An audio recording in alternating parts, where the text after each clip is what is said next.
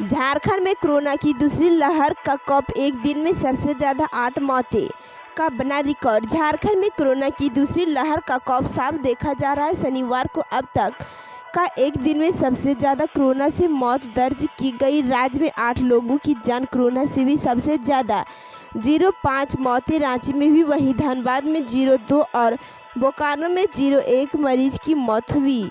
शनिवार को सरायकेला खरसावां को छोड़कर बाकी 23 जिलों में कोरोना संक्रमित मिले हैं। सबसे ज़्यादा 446 केस रांची में मिले तो पूर्वी सिंहभूम में 94, बोकारो में 48, दुमका में 43 और जामताड़ा में 19 नए संक्रमित मिले। राज्य में कोरोना के एक्टिव केस की संख्या बढ़कर 5244 हो गई है। झारखंड में आज जहां 788 कोरोना संक्रमित मिले, वहीं 149 लोगों ने कोरोना को मात दी।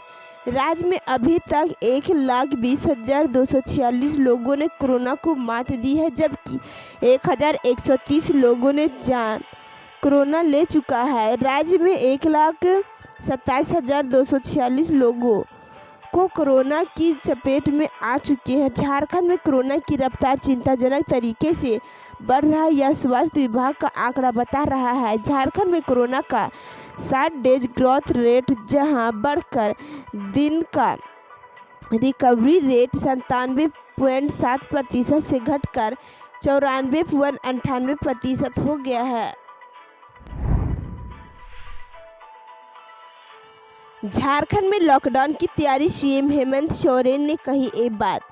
झारखंड में कभी भी लॉकडाउन लग सकता है। सरकार कोरोना वायरस संक्रमण के तेजी से बढ़ने पर अलर्ट मोड में है।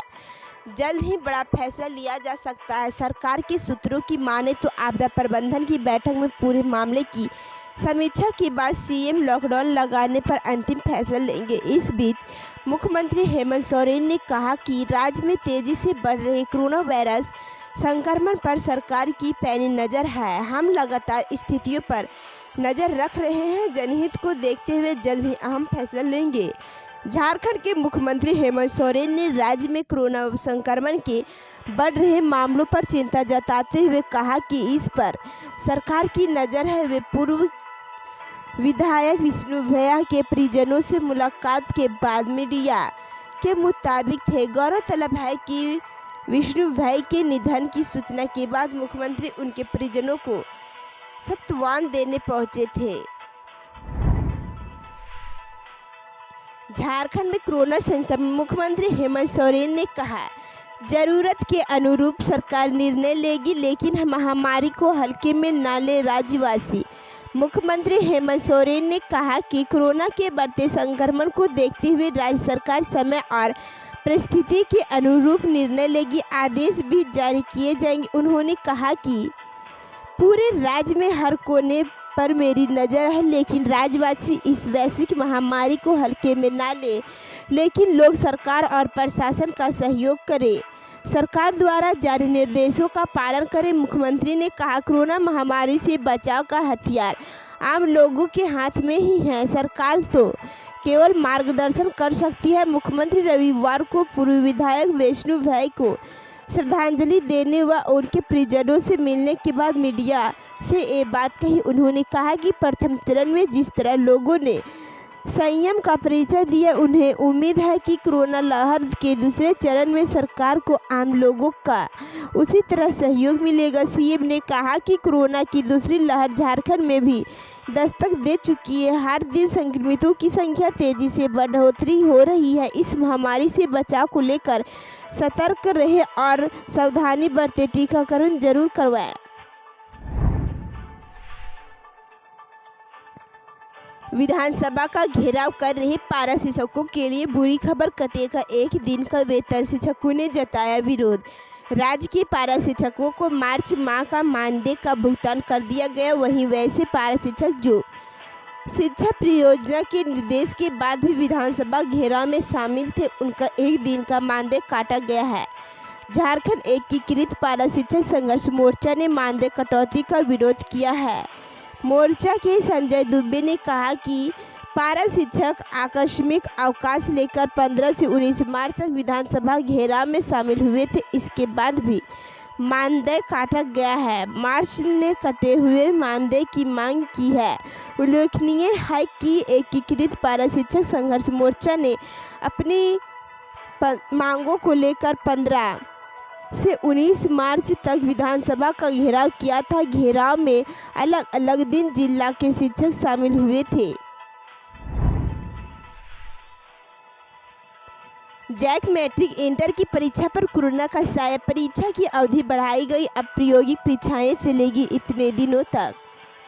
मैट्रिक और इंटर की प्रायोगिक परीक्षा 6 अप्रैल से शुरू होगी, जिसकी तैयारी पूरी कर ली गई है। कोविड-19 के कारण इस वर्ष परीक्षा संचालन की अवधि बढ़ा दी गई है। परीक्षा 21 दिनों तक चलेगी। पूर्व में प्रायोगिक परीक्षा अधिकतम 2 सप्ताह तक चलती है। राज्य में पहली बार प्रायोगिक परीक्षा 21 दिनों तक चलेगी। प्रायोगिक परीक्षा को लेकर परीक्षा सामग्री के वितरण की प्रक्रिया पूरी हो गई है। प्रायोगिक परीक्षा के लिए उत्तर पुस्तिका की व्यवस्था संबंधित विद्यालय द्वारा की जाएगी। मैट्रिक के परीक्षार्थियों के आंतरिक मूल्यांकन का प्राप्तांक स्कूलों को 30 अप्रैल तक संबंधित जिले के जिला शिक्षा पदाधिकारी कार्यालय में जमा करने को कहा गया है, जबकि इंटर के परीक्षार्थियों को प्राप्तांक झारखंड एकेडमिक काउंसिल कार्यक्रम में जमा होगा। जामताड़ा के पूर्व विधायक विष्णु प्रसाद भैया के निधन पर अंतिम दर्शन करने पहुंचे सीएम हेमंत सोरेन। झारखंड के मुख्यमंत्री हेमंत सोरेन ने जामताड़ा के पूर्व विधायक विष्णु प्रसाद भैया के निधन पर गहरा शोक व्यक्त किया। उन्होंने आज रविवार को रांची के मेडिकल अस्पताल पहुंचकर अंतिम दर्शन किया और श्रद्धा सुमन अर्पित किया। इस दौरान शोकाकुल परिजनों से मिलकर उन्हें ढाढ़स बधाई। मुख्यमंत्री ने लोगों से आग्रह किया कि वे कोरोना को लेकर सरकार द्वारा जारी दिशा निर्देशों का पालन करें, मास्क का इस्तेमाल और सामाजिक दूरी का पालन जरूर करें।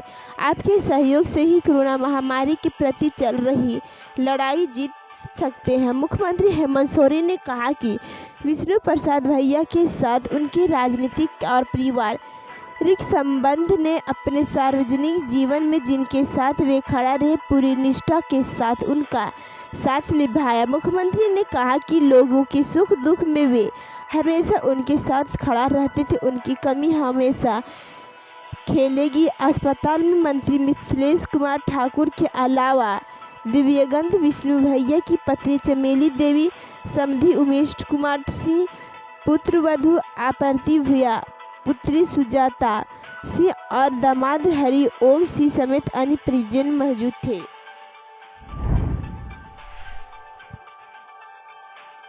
300 करोड़ रुपये से बनेगी झारखंड की सड़कें और एक ब्रिज, केंद्र सरकार ने दी मंजूरी।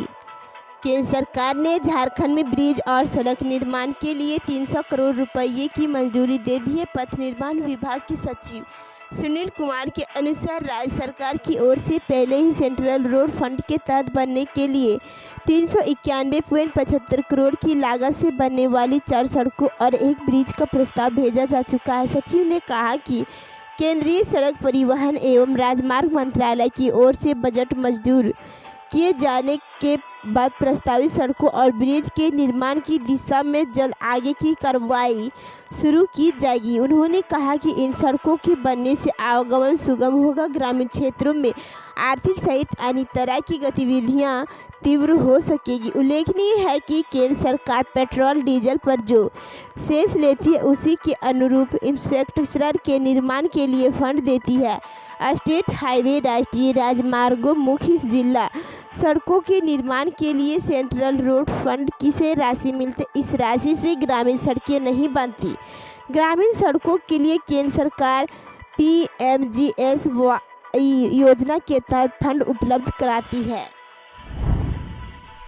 सीएम हेमंत की लोगों से अपील, सरकार के निर्देशों का पालन करें, वैक्सीन जरूर लगवाएं। मुख्यमंत्री हेमंत ने कहा कि कोरोना संक्रमण पर सरकार की पूरी नज़र पर है, समय व परिस्थिति के अनुसार सरकार आदेश जारी करेगी। उन्होंने आम लोगों से अपील की है कि वह सरकार से कोरोना से जुड़े निर्देशों का सख्ती से पालन करें और वैक्सीन जरूर लगवाएं, संक्रमण को हल्के में ना लें।